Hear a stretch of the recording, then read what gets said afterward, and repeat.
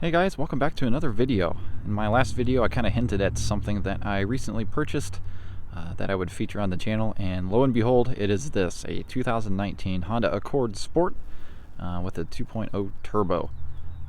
I absolutely love this thing, and the purpose of this video is to kind of give a 2-month ownership review on my things that I like about it and the things that I don't really like about it, which are not very much. It's in the Still Night Pearl blue paint. Absolutely beautiful. I mean, this is what really caught my eye when I passed the dealership, and ultimately led me to buy the vehicle. I got this to replace my 2018 Hyundai Elantra. I really liked the car, but I just wanted something a little more fun. It got a little boring, and plus it was silver, so no one ever complimented me after I spent hours detailing the thing. And yeah, I just wanted something a little more fun and a little more engaging to drive.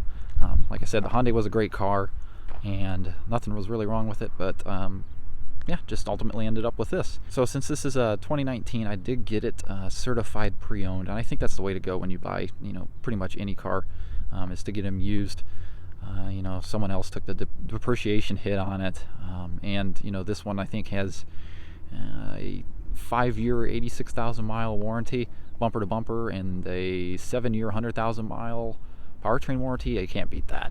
And I got it with 9,982 miles, and yeah, so far so good. No problems yet so far. I mean, I would certainly hope not after 2 months, but yeah, I mean, one of the things I really like about this car is just how good it looks. I mean, like I said, it stands out. It turns heads everywhere. I mean, I know it's a Honda Accord, but those 19-inch rims and that blue paint really stand out, and so far I've gotten a lot of compliments on it. One complaint I really do have with the car is the stock Michelins that come on here just absolutely suck. They are, I mean, in rain they're okay, but like, this car's got so much power, it just burns the front tires off when you romp on it at a stoplight, or just even in second gear, it'll spin the front tires right off. It's crazy.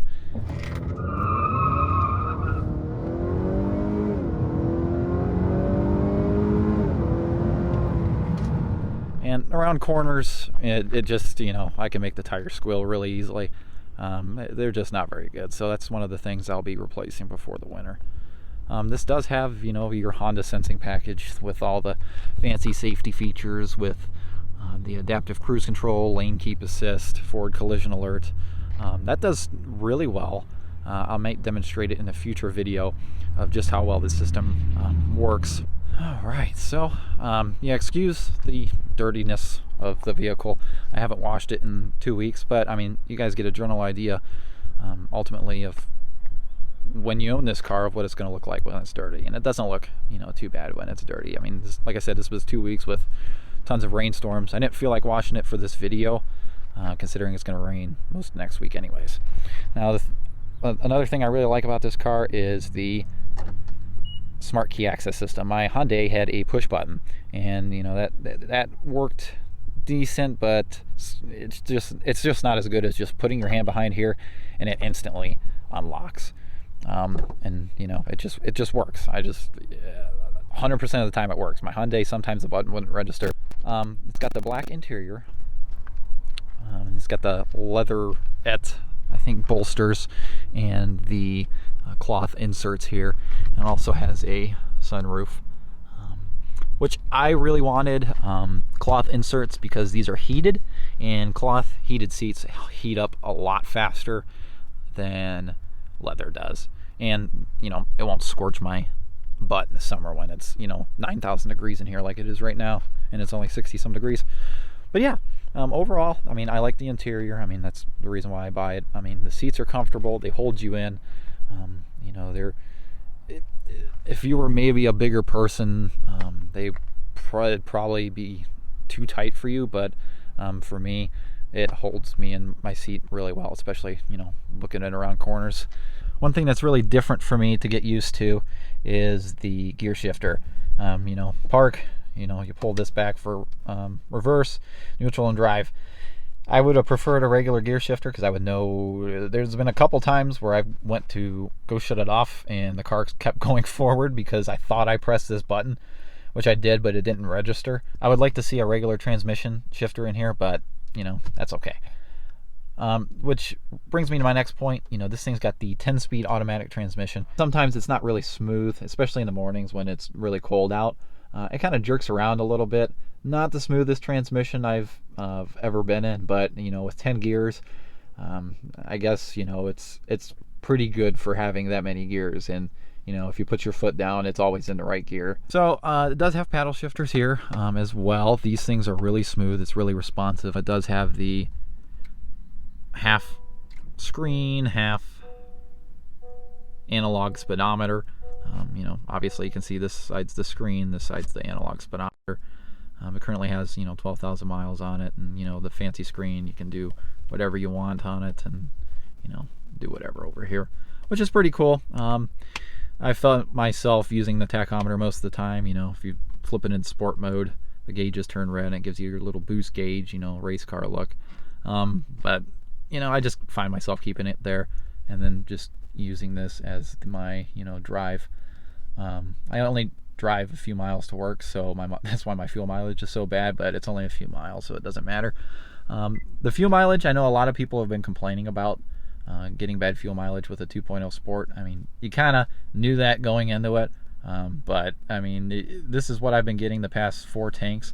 It's averaged right around 30 since I've had it. I can't complain about that. Obviously, dual zone climate control, the heated seats, I kind of covered that. I do like that. The heated seats work really well, and they're like memory. So if you go back into it and you know, you turn on your car, 8 hours later the heated seat will automatically come on because you left it on. It only turns off when you turn it off, so that's nice. That's a big benefit. You know, you have all your, you know, phone, Bluetooth, Apple CarPlay, standard, all that stuff. I really like that stuff. Works well, no problems there. The infotainment system works really well. The screen is smooth. You've seen how nice the screen was. Yeah, a little bit of storage in here. That's where I keep, you know, the phone and the USB cord and things like that. Some storage in here. That's where I keep miscellaneous stuff. Pretty deep little tray that comes out. Lots of storage in here. I really like that. And I've put the Husky liner floor mats in as well. Those really keep a lot of the dirt and things out. I highly recommend you guys put those in each of your cars. It will save you a lot of money in, you know, carpet cleaning or whatever, and ultimately time of you cleaning up stuff that, you know, takes a lot of time to clean up. A thing that I guess a little bit of a gripe is this does not have an auto dimming mirror. It's manual dimming. My Hyundai Elantra had a auto dimming mirror, but I mean, whatever. It's not that big of a deal. You know, it's not that hard to get up and reach up and flip a switch. Back seat is absolutely ginormous. You know, I've transported a lot of people, and every one of them said that it was extremely comfortable. I mean, you get a ginormous amount of leg room back here. And you know, the seats back here remind me of a 90s 2000s car. I mean, they're really soft and couch feeling. You do get rear vents for the passengers back here, which is nice. Less complaining from them regarding if they're too hot or too cold. A couple cup holders there, which comes in handy. And we'll move on to the trunk, which is probably one of my favorite aspects of this car. Ginormous, absolutely ginormous. I got a bunch of garbage back here, and I still got plenty of room for groceries, suitcases, you know, whatever I need to transport. It'll just go in here. I mean, that's 2 folding chairs here, a first aid kit, roadside assistance kit, jumper cables, air compressors for tires, a vacuum for this car, a random hammock. I mean, and I still got plenty. Oh, and all my pickleball stuff. It's still got plenty of room. So, you know, perfect size for hauling what you need to get hauled. So yeah, overall, like I said, the car does really well. It drives really well. It handles really well considering the tires are pretty much garbage. And I like it. No real problems. To kind of sum it all up again, the only 2 gripes I really have is, well, actually 3 gripes now that I'm looking at one right now, is tires. Transmission can be a little jerky sometimes, but 10 speeds, whatever. And this chrome bar, holy cow, this chrome bar is literally impossible to keep clean and looking nice. It is absolutely wrecked within a day. But you know, I mean, whatever, it's not that big of a deal. It looks good from back here. You probably couldn't even tell, besides the little white speck right there, that it was dirty. But you know, once you get up close, it kind of does. Before I forget, we should probably take this thing on a test drive. So let's go ahead and get you guys mounted somewhere in the car and take it on a short spin. All right, hopefully you guys can hear me okay. This is a new camera style that I have. It's just a tripod mounted on my headrest, so hopefully this works, and hopefully the audio picks up okay, and we can get through the test drive without you guys falling off and getting yeeted all over the car. So let's go ahead and take a spin. And hopefully it doesn't rattle too terribly much. One thing I did forget to mention when I was kind of blabbering outside the car is the fact that I love the LED headlights on this thing. LED headlights should be standard on every car. I think they are now, maybe. I don't know. Yeah, I mean, it very bright at night. Oof, man, that's some rough patch there.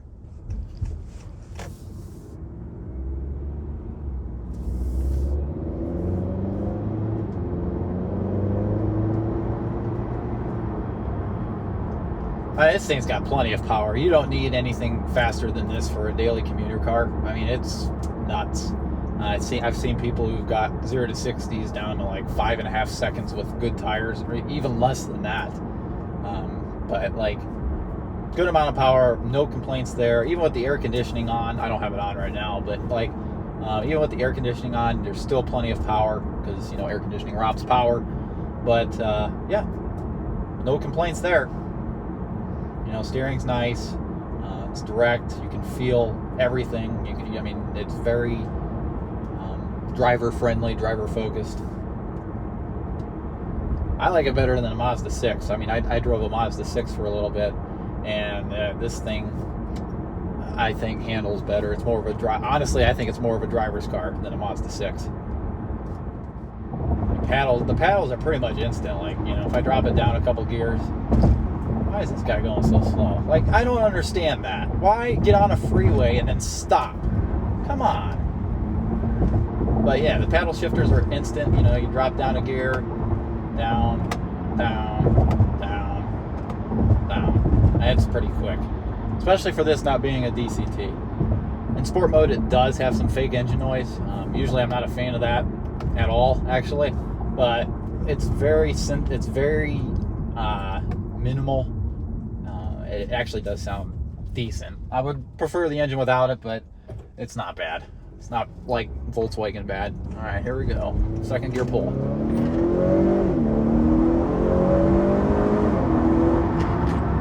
Already up to like 68, 69 miles an hour. That's just nuts. I mean, granted, it was a little downhill, but it's just crazy how fast this thing is.